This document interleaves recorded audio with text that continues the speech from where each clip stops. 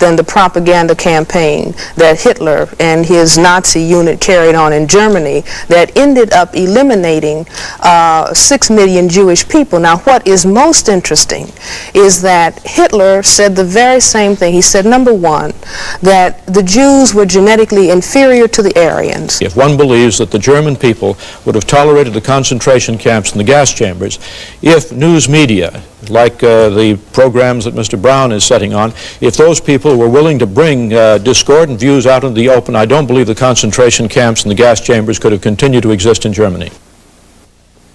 Back in the 70s, a man named Dr. William Shockley, a noted scientist, embarked upon the mission of proving to the world that black people are genetically inferior, without, I might add, the benefit of any formal background in genetics. He became front-page news and won headlines with his controversial views. On campus after campus, unrest followed his every visit. My position then and now is that if a supremacist cannot be rationally debated, perhaps he has a point. After the debate you're now going to see, Dr. Shockley went back into oblivion. I don't claim that the 1973 interview did it alone, but I am of the opinion that it helped. I'm Tony Brown. In a moment, Racial Superiority with Dr. William Shockley. Tony Brown's Journal is brought to you by Pepsi and its bottlers. This program is part of Pepsi-Cola's continuing support of your community's cultural, educational, and business interests. We have two very prominent educators, scholars on Black Journal tonight, and we feel that it is important to defend the First Amendment rights of all Americans. Dr. William Shockley, one of our guests, has had quite a difficult time speaking at some universities, and particularly some black college students do not agree with his theories. On Black Journal, we feel that Dr. Shockley's rights in the First Amendment area are parallel to black people's rights. That is, that Dr. Shockley must have a platform for his views if black people are to have a platform for their views. Dr. Frances Welsing, on the other side, has difficulty in expressing her views on legitimate mass media outlets because many whites do not agree with her theory of genetics. Now let's find out what the controversy is about. Dr. Shockley, please give us the benefit, basically, of what your theory is. My principal point, Mr. Brown, is not so much a theory of black-white differences, but is summed up in one word, which is the theme of my appearance on your program and my efforts, and the word is dysgenics. And dysgenics means effectively downbreeding, retrogressive evolution. And I fear that this is worst for the black community, and I particularly welcome an opportunity to appear on Black Journal just for these reasons. And let me say also that when I first met Dr. Welsing, it was not black students who were disrupting, but white students. And Dr. Welsing made a very sincere and I thought extremely effective effort, a well-planned effort. It was not effective with these white students at Staten Island Community College, so I would have a chance to speak. In fact, I think they prevented her from saying what she wanted to say when she was trying to gain me a platform. So my main theme is that we have problems that we should face and we should look at connected with dysgenics, and I welcome any opportunity I have to bring this out so that people can look at it and worry about it. Dr. Shockley, you are accused of having a theory that is a white racist theory. How do you respond to that? Well, I respond to that by saying that I've considered whether or not I am a racist. Racist is an epithet that used to damage my self-esteem, but it doesn't anymore. I feel it's untrue. If you look in the dictionary as to what racist means, it means emotional feelings, irrational feelings associated with fear and hate. If I really had those, I don't think I would be here this evening. I feel that what I'm engaged in is a demand for diagnosis, and I'd like to say some more about this chart, which we'll come to probably later, which shows the disproportionate rates of reproduction for the least effective elements of the black community. I'd like to say more about that than we should in just this brief introduction. But I think there is another word that better describes what I'm involved in, and that word is raceology, which means a scientific analysis of racial differences. And I basically have a faith that reason is a good thing, and I feel as you do about the First Amendment, but maybe with a slightly different emphasis. I think the really important thing about the First Amendment is it is a way of guaranteeing a high likelihood that truth will emerge as a result of conflicting ideas being expressed, and I have a thesis and a basic belief that truth is a good thing and will be of benefit to man. Thank you. Dr. Frances Welsing, give us the benefit of your theory, please. Well, my theory was, I wrote the paper in 1969. I wrote a paper called The Kress Theory of Color Confrontation and Racism. And the sole reason behind writing that paper was an attempt to understand the behavior of white people in relationship to all people of color, every place in the world, black, brown, red, and yellow people. And the paper was presented to the Americans at the National Medical Association, the section on psychiatry in neurology, because back in 1969, the Black Caucus in the American Psychiatric Association, we had said that racism, and when we talk about racism, we're talking about the white supremacy behavior of white people. That racism was the #1 mental health problem in the nation, and it was the #1 cause of other mental health problems. And I wanted to understand what this thing of racism really is all about, because it's the thing that has caused woe and misery and suffering for the vast majority of the people on this planet that are classified as non-white. And in my attempt to understand why the necessity of white people to keep saying that white is superior and that the condition of non-white is inferior, and the more I thought about it, in conjunction with an idea that a friend of mine had, that racism was a worldwide behavioral system for the maintenance of white supremacy by a small minority of people, I put those ideas together with what we know about genetics, what we know about the condition of skin whiteness itself. The condition of skin whiteness is the genetic inability to produce skin pigment called melanin.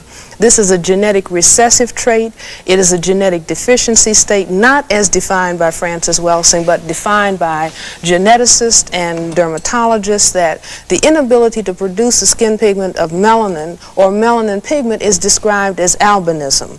And I think that white people, even though most white people are not consciously understanding their problem in genetics, they are certainly aware that they are genetically dominated by people of color. That's why it was a statement, one drop of black blood makes you black, because people of color have the genetic capacity to annihilate white people.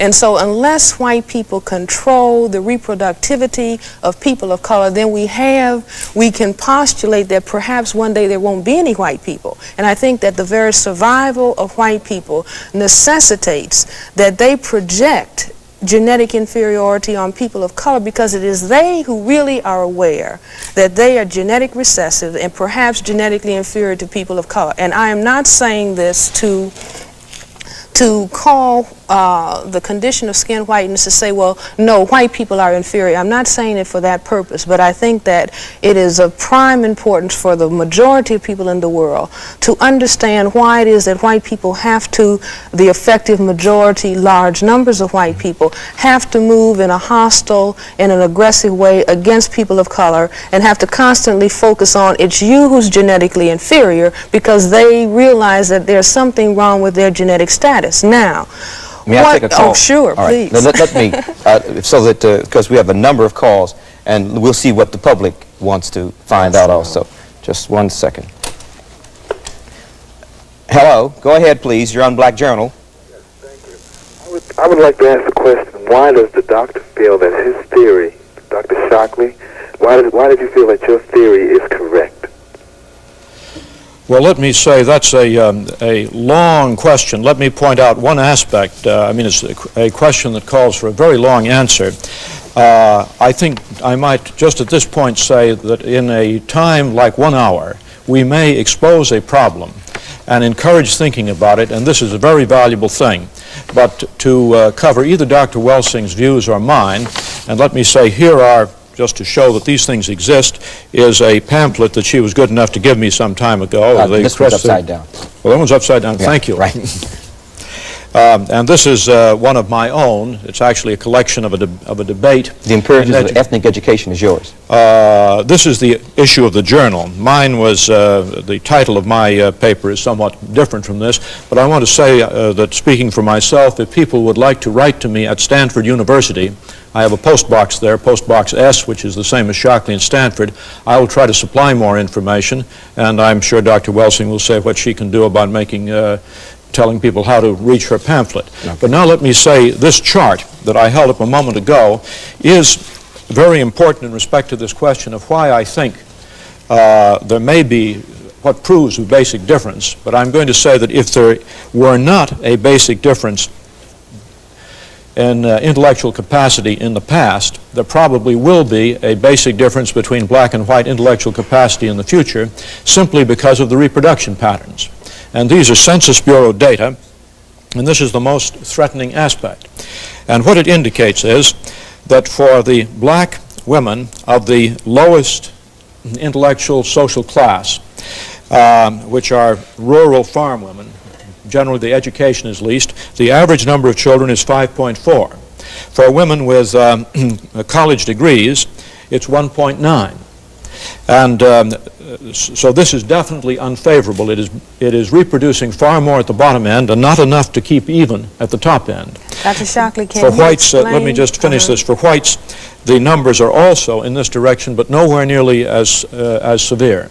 Dr. Shockley, I think that in all fairness, you should explain to the audience why it is that you have, first of all, you have a very large segment of the black population who are on farms, who are deprived in cities. Why don't you explain at the time that you're showing this, who is keeping black people in a situation like they're in? I mean, it could be, you could turn it around the other way, where you could have very large numbers of black people who are exposed to educational opportunities like white people, who are exposed to housing, who are exposed to health facilities. Why don't you explain that at the same time that you put figures like that? I'm sure you would explain it, no, but Dr. I think Welsing, it's important but in one must say first things first. And you've raised the basic question there, and that is whether the disadvantages are primarily a lack of opportunity or whether they are primarily a basic genetic difference.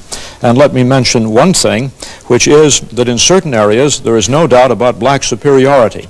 Blacks are superior in visual acuity, and they're superior in a systematic way. Now, I don't expect that people will understand the details of this, but I simply want to show that quantitative work can be done. This happens to be a research job of my own, and what it shows, because these points that you see here lie on a line, which is not the central line, but they lie systematically on a line.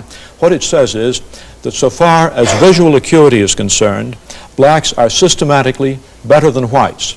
It's as if their bell-shaped curve, their distribution curve, were pushed upwards compared to whites for visual acuity, or at least for the avoidance of bad eyesight, such that if the same shift occurred for IQ, it would mean that the average IQ distribution would be up by 9 points rather than down by about 15 points, which is the typical average. Dr. Shockley, visual acuity is probably something that the system of white supremacy has not necessarily seen the need to affect the environment that black people are in so that it will alter the fact that they have visual acuity that is superior to whites.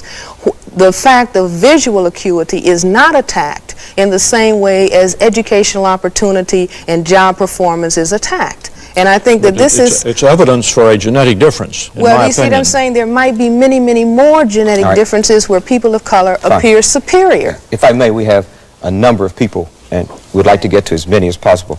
If you could make your answers, not to compromise your explanation, but if you could make your answers as succinct, I would appreciate it, because we would like to involve the public as much as we can. One moment, please. You're on Black Journal. Go ahead, please. Yes, I was wondering if Dr. Shockley could explain the basic difference between the course he is taking in explaining white supremacy and the course that Hitler took and during the Nazism reign. Thank you. Well, there are enormous differences. In fact, the lesson to be learned from Nazi history is frequently very misunderstood, and it is a lesson which Mr. Brown has told us about earlier. It's the First Amendment. It's not that eugenics is intolerable. Actually, the eugenic programs, which are the opposite of dysgenics, eugenic programs are not inconceivable, they're not inhumane. Denmark has been carrying out programs with strong eugenic implications for maybe 30 years. And it's important to note that since World War II, Denmark's per capita homicide rate dropped and is now approximately 1/20th. That is, the number of deaths of probability being killed in a year by a violent homicide is roughly the order of 100 times less for young Danes than it is for young American blacks. Can I? Now, but the lesson, let me say what the lesson of Nazi history we have in this country, and it will protect us. It's just the thing that makes this program possible. The First Amendment, which allows freedom of speech. If one believes that is not the right answer, then one has to be one of the most anti-German racists there can be. If one believes that the German people would have tolerated the concentration camps and the gas chambers, if news media, like the programs that Mr. Brown is setting on, if those people were willing to bring discordant views out into the open, I don't believe the concentration camps and the gas chambers could have continued to exist in Germany. I'd like to comment because I'd like to say that I don't think that there's a major difference between what Dr. Shockley is doing. I don't think that Dr. Shockley is fully aware of what he is doing and why he is doing what he's doing. But the long-range implications of what he is doing are no different than the propaganda campaign that Hitler and his Nazi unit carried on in Germany that ended up eliminating 6 million Jewish people. Now, what is most interesting is that Hitler said the very same thing. He said, number one, that the Jews were genetically inferior to the Aryans. Number two, he was aware that the Semites had genetically dominant material, genetic material to the Aryans. And if we begin to understand the way that people who were in Europe at the time that the Semites arrived from Africa, when the Semites arrived in Europe from Africa, they were people who had substantial amounts of color and who had very kinky hair because they were from the continent of Africa. And the Europeans, the white people who were there, had a reaction, a color reaction to the Semites that is no different than the reaction and the concern on the part of people who are white in this area of the world or any other area of the world to people who have the genetic capacity to produce color, who can genetically annihilate their position. And I think it's very, very important, even though Dr. Shockley, I am convinced that Dr. Shockley believes that he is perhaps elevating science with all of his charts and all of his figures, but he doesn't understand the things that propel him as a white individual in a social system that has programmed him throughout his life and programmed large numbers of people like him to focus on the genetics of people of color in such a way as to destroy people of color. I would like to ask a question, and Dr. Shockley, if you could answer it yes or no, I would appreciate it. Do you believe that black people are inferior in intelligence because of their heredity? I have a standard statement. It is not yes or no. It's memorized. I say it at the same time every time, I think. What I say is this. My research leads me, and it's a tragic conclusion, really. My research leads me inescapably to the opinion that the major cause of the American Negro's intellectual and social deficits is hereditary and racially genetic in origin, and thus not remediable to a major degree by practical improvements in environment. All right. If you believe that the position relatively of black Americans to white Americans is based on a genetic inferiority, and I will accept the responsibility for that word, then what do you see as the solution to the problem? Well, I see the first aspect of this is to prevent the problem from becoming worse by dysgenics. This first word Would that you I translate mentioned. dysgenics for me and the audience? What I Would that meant be is sterilization? No. Dysgenics, you see, means what that other chart I showed you says. Should blacks, the least effective element. Should blacks be sterilized? No. I have a... But if blacks are a problem and we do not allow... This is inhumane. And Dr. I think one can find more humane solutions to this. Well, then how would... Then I would propose something in which one of the key phrases is regardless of sex, race, or welfare status. And this is the proposal. I call it a thinking exercise. It's mentioned in that pamphlet that I showed that you can obtain. and it goes this way, that you would offer a bonus to everyone to be sterilized. Now, we know we have a population explosion problem. We know that in India that bonuses in the form of transistor radios are offered to people. Would this bonus be directed to black people specifically, more than whites? Mr. Brown, what did I say just a moment ago?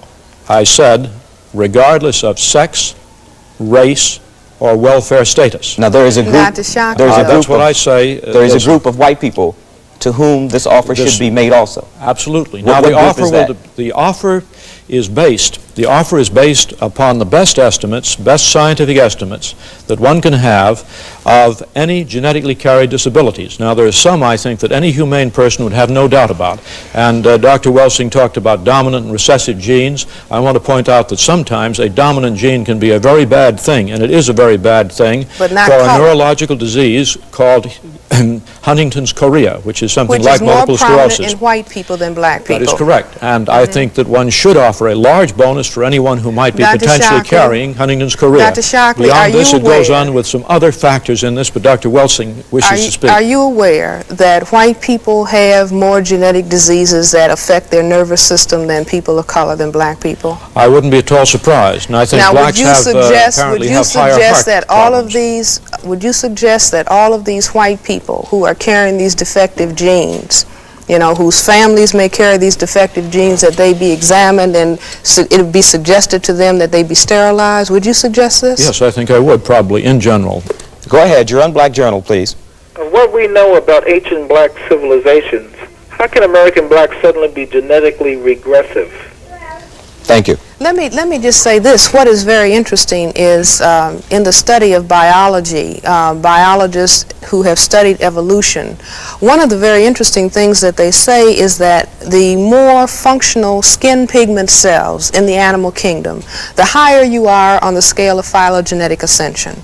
In other words, nature in the course of evolution went to its highest state when it produced a cell that could produce pigment, and that we were sliding backwards. The mutation to albinism is a step backwards in the scale of evolution. Are you aware of that, Dr. Shockley?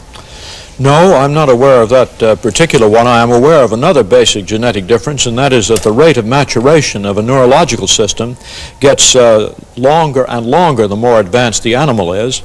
And that is one of the items on the racial difference, that the neurological development of blacks is faster than whites. Black babies walk on the average a month earlier than white babies.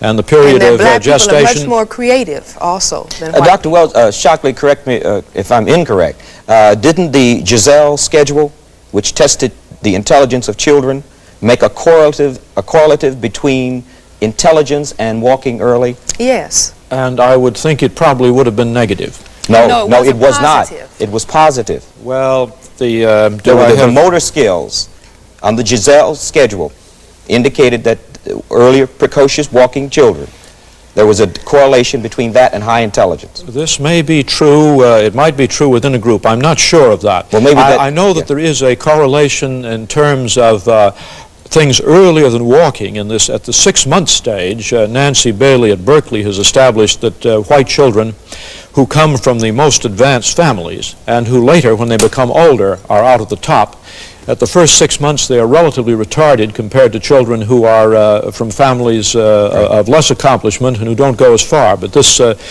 there are a number of these things certainly to be brought in. Fine. But Giselle schedule is a very authentic, accepted, institutional psychological experiment. And so is the Nancy Bailey early test. I'd like to take another call at this point. You're on Black Journal. Go ahead, please. Hello. This question is addressed to Dr. Welsing. First, I would like to say that Mr. Brown and Dr. Welsing disprove immediately Dr. Shockley's concept, because here we have two highly intelligent, gifted people. And but getting this out of the way, Dr. Welsing, wouldn't you agree that there is a strong genetic component to the inheritance of intelligence? Geneticists believe that 80% component is hereditary. Let me finish, Dr. Welsing. And then also, I think the association of skin color with intelligence is an erroneous concept. And I want your views on this. Isn't it true that the historic fate of black people, the tragic deprivation, the conditions under which they were raised, any people raised under these conditions would have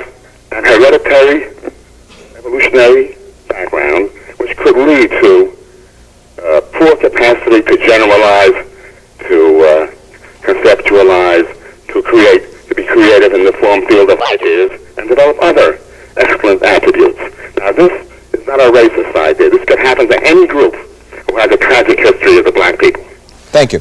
No, I do not feel that there's any evidence to suggest that 80% of the ability to come to terms with your environment that has to do with heredity. I think that much of it has to do with the environmental opportunity that the genetic material is exposed to. I think that if we look at the black people, if we just take the black group, and we look at those people who have been able to achieve, and we look at their backgrounds, we will find that they have had substantial socioeconomic opportunities that maybe some of the segment of the black population has not had. We will find the same thing in the white group. Those white people who have been socioeconomically deprived and at the bottom of the economic scale for whites, that these people are not performing in the same way that people who have extended socioeconomic opportunity. One of the very interesting things is that white women are now talking about women's liberation, and they are looking at their performance relative to white men, and they are saying, and all of the spokesmen for white women, and men and women are also saying, that the reason that the white woman has less confidence in her performance and is not performing as well, relatively speaking, as the white male has been the attitudes within the white family as to the role of the woman versus the role of the man. Now, what is interesting is that when white people are looking at the difference in the performance of the white woman and the white man on IQ tests, they can account for that on the basis of environmental influences. However, when they shift over into looking at whites relative to people of color, somehow they want to drop that understanding and that awareness. It's been interesting, to say the least. I'm happy you had your say, Dr. Shockley, and Dr. Welsing. I'm happy you had yours, and thank you for being on Black Journal.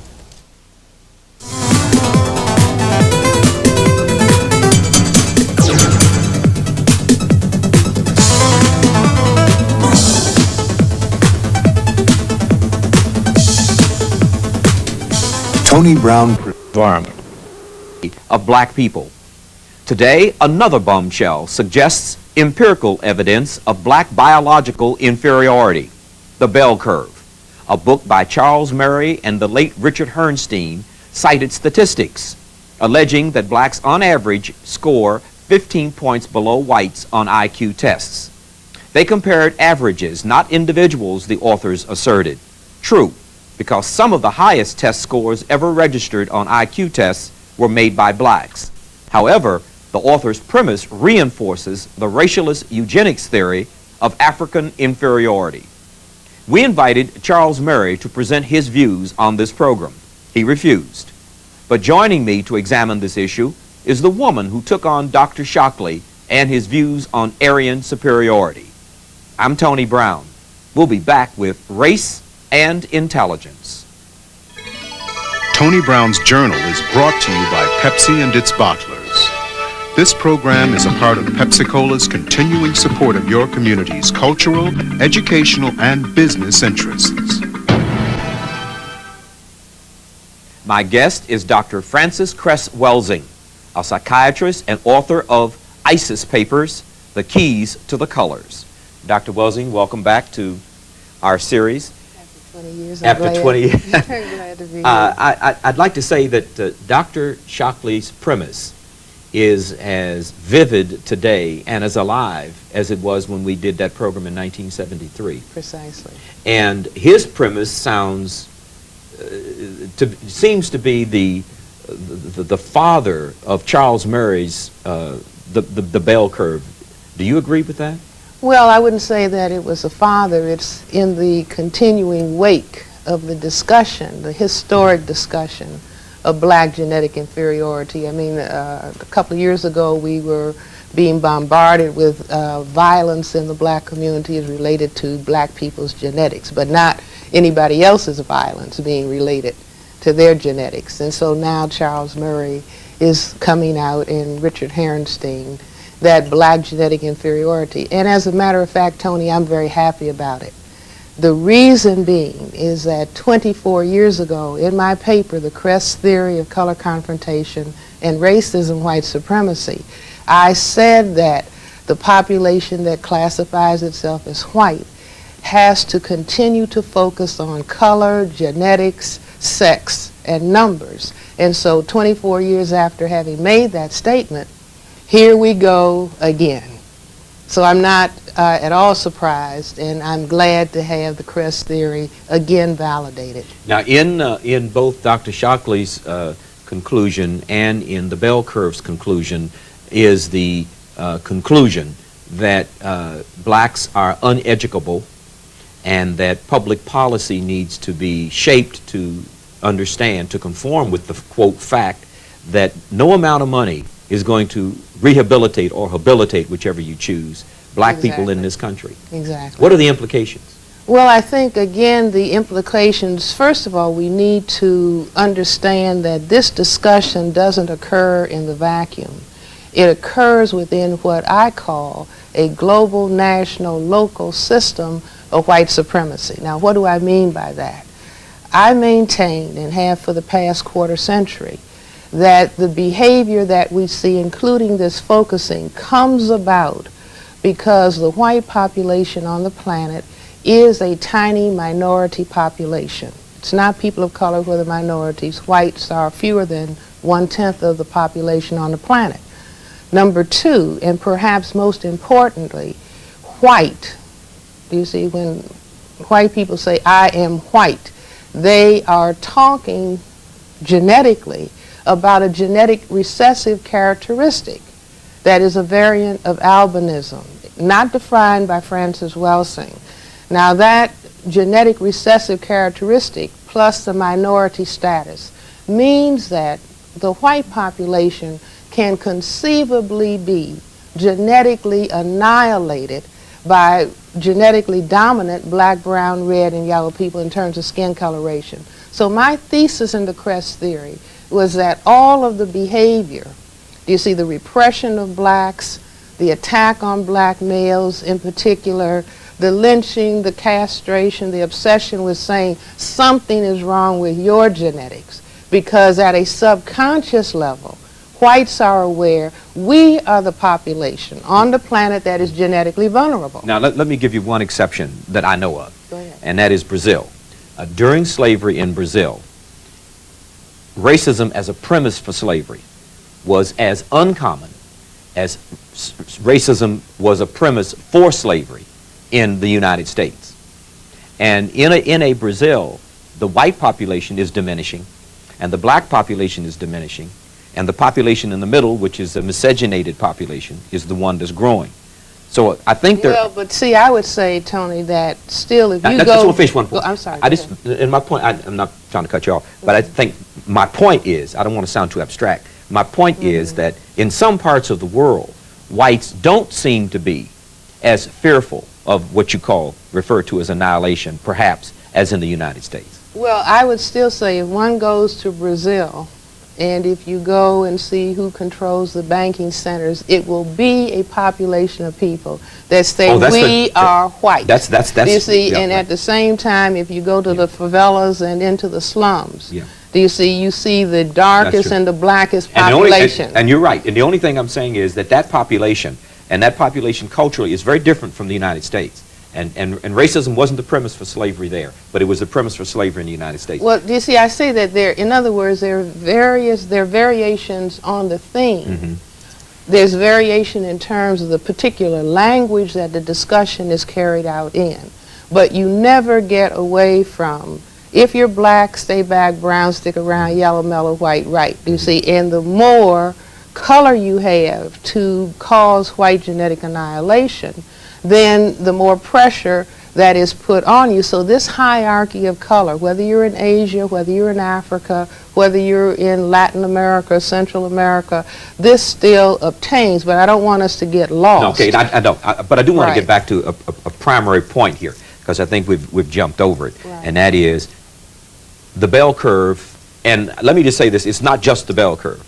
The week that the bell curve came out, 2 other books came out on the same subject, and they've had so much success. The cover of Time magazine, Newsweek, U.S. News and World Report had a feature story. New York Times 2 weeks in a row. Very prominent play. The media just grabbed onto this idea.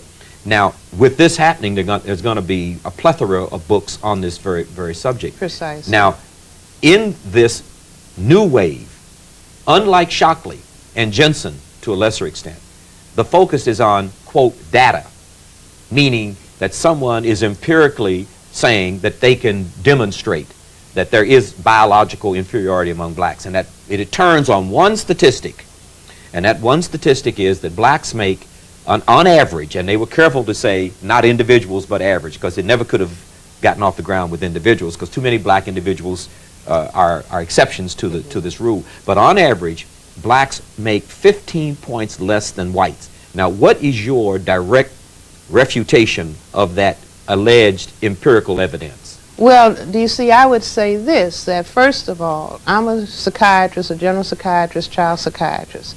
We've always looked at IQ test as being very directly related to the environment. Now, if someone doesn't want to closely examine the environment, all of the dimensions of the environment, then someone could easily say, well, it's not the environment that makes the difference. Do you see, I maintain that it is the environment that makes the difference.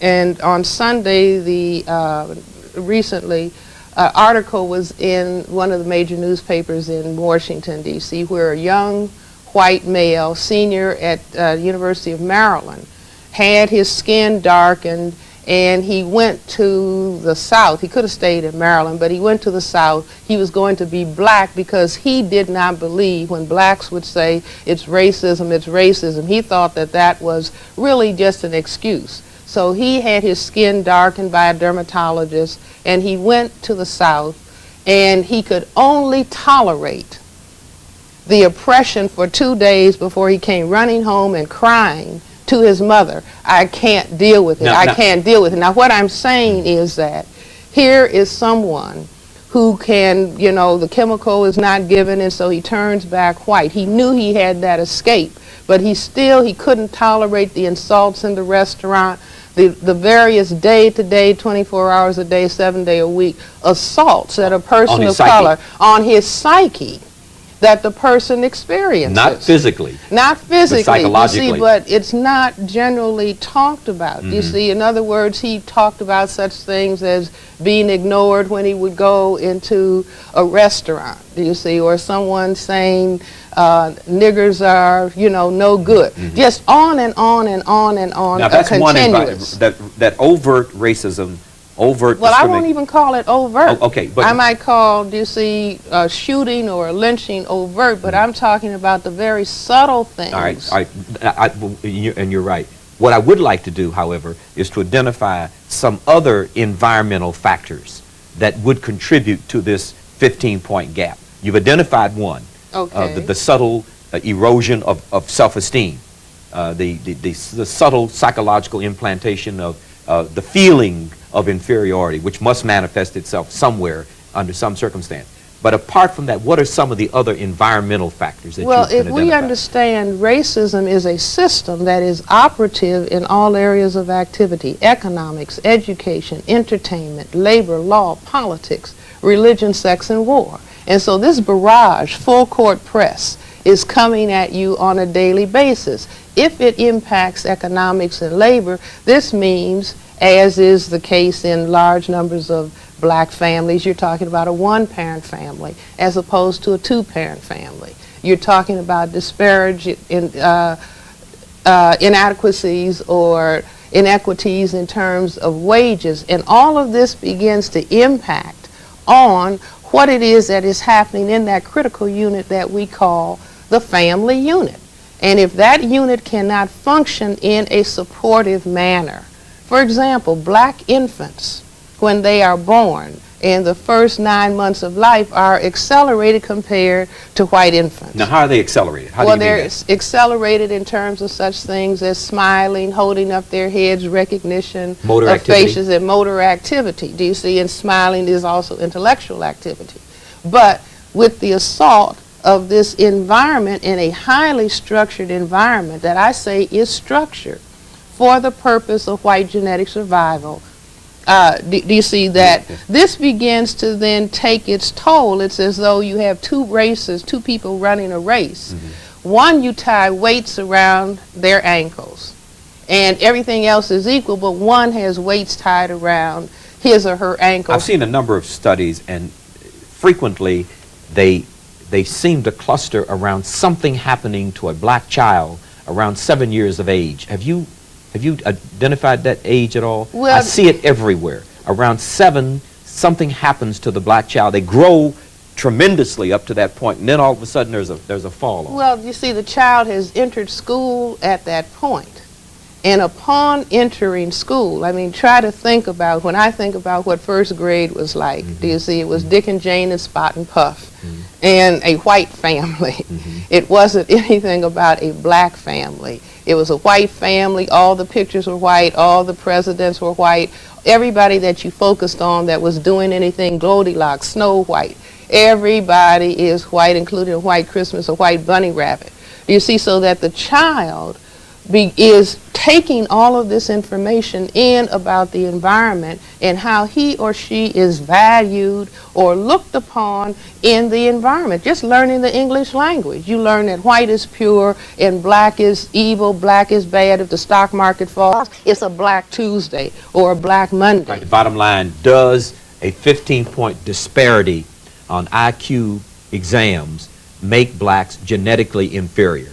Well, I would say absolutely no. Do you see, we want to get down to genetics. White is a genetic mutation from black. It is albinism. The earliest people, the first people on the planet were black people. And black people produced albinos, and you mix the two together, you get the whole human family. So I say, no, it doesn't mean that, but I want to move.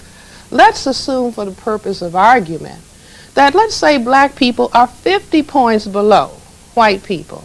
Do you see, according to their tests, the bottom line is, okay, Dr. Murray, Dr. Jensen, Dr. Shockley, Dr. Herenstein, what is it that you intend to do about this?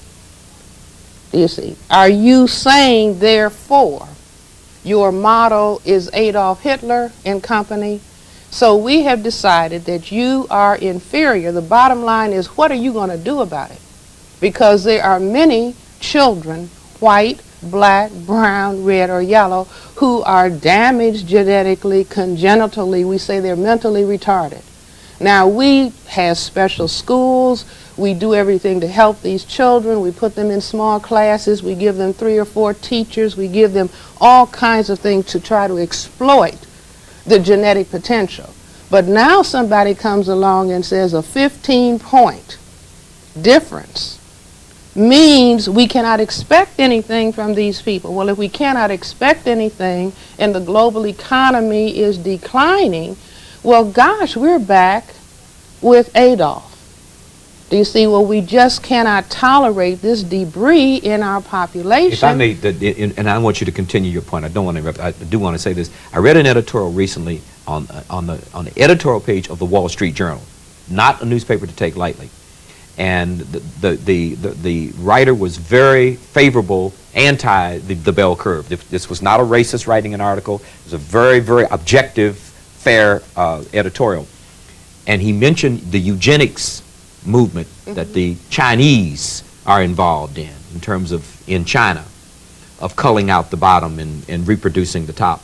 And he concluded that if the liberals kept on making more out of the bell curve than it is, we may see, quote, a Beijing solution in the United States. Well, let's not go to a Beijing solution where we have a Nazi Germany solution. Do you understand? Where it wasn't just a population. I mean, there have been many populations. If a child is born defective, do you see, they do not allow that child to go on and exist. That's quite different. That's quite different than saying there are populations of people. Genocide. Do you see, that are superfluous and that are a contaminant, and we need to be pure and clean so that we can really arrive where we're supposed to arrive. We're back in Nazi Germany. So I say that, first of all, we have to recognize Nazi Germany was about white supremacy. It was about white the white genetic population feeling that it was vulnerable to an assault by people whose real genetic origin began in North Africa. You see, their religion was not the critical issue. The issue was that they had their origins in a population that was classified as non-white. And so I say that we need to not debate numbers, because God forbid, but Dr. Murray or his grandchildren might come out with an IQ difference 15 points lower than his. My next question will operate on the premise that your statement there is objective. Therefore, I will go to the next point. If what you're saying is true, are blacks doing anything to accelerate a process toward a, quote, final solution? Well, blacks themselves? No. Do you see, the people of color on the planet who are being approached by people who have all these genetic issues in their minds, and they don't understand that white supremacy mindset, or the mindset that is feeling vulnerable to white genetic annihilation, so you have a big population conference in Cairo. To the extent that people of color on the planet do not understand this mindset, it's like being at the chessboard and not understanding the game with all of the people of color on the planet on the black side of the chessboard. And you have white supremacy, or the dynamic for white genetic survival, moving against this group of people. Now, I believe, instead of getting emotionally upset about Charles Murray's position or anybody who is in that group of thinkers, I believe, again, take out the crest theory, see where all of this has been laid out before, predicting how this mindset operates, and begin to place oneself in a mode of understanding what the game is that is on the table. If I can summarize the game is going to turn on public opinion. Hitler only did what he was able to do, and he was only able to do certain things because he had organized German public opinion. What, if anything, are blacks, or some blacks, doing in terms of accelerating a negative public opinion, or a public opinion that could come back to bite them? That's all right. Well, let's take an example. A person who considers him or herself to be an actor, television actor, black, who doesn't understand this white supremacy dynamic. So somebody comes along and offers them a job, you see, but they have to act as a clown and a buffoon, and they just think, well, I'm in the abstract being an actor or an actress. Unbeknownst to them, it's a whole context in which this role is being carried out, where people feel, who have set up this image, that they need to be reinforced. See, look at blacks. They're clowns. They're stupid.